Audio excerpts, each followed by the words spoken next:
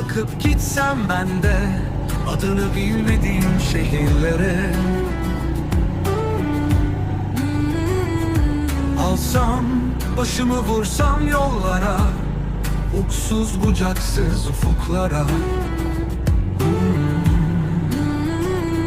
Yollarda kaybolsam, izimi bulamazsam, rüzgarın sesiyle anılar bıraksam, birden karşıma çıksa hayaller, beni benden alıp götüren şekiller.